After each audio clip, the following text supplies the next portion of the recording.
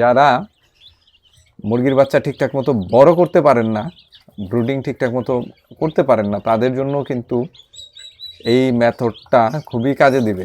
আমরা অল্প কিছু টাইগার মুরগির ডিম হ্যাচিং করছি, বাচ্চাগুলো কিভাবে রাখছি সেটাই আপনাদের দেখাচ্ছি, চলেন।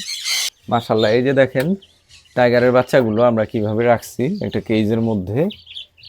যদিও ওদের এত বড় ট্রেতে খাবারের এখনো বয়স হয় নাই, বাট বাচ্চাগুলো অনেক চঞ্চল, যে কারণে দিলাম।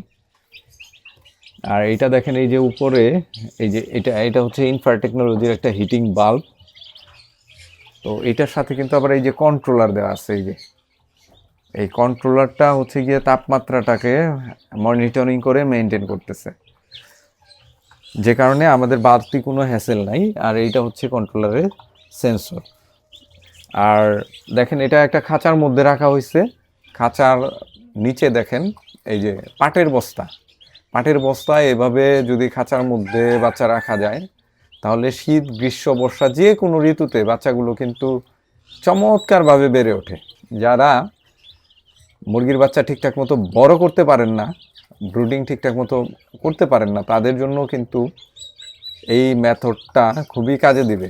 বিশেষ করে এই ইনফ্রা টেকনোলজির হিটিং বাল্ব এবং হচ্ছে কন্ট্রোলারটা যদি একসাথে সেট আপ করা হয়, তাহলে কিন্তু চমৎকার আউটপুট পাবেন ইনশাল্লাহ।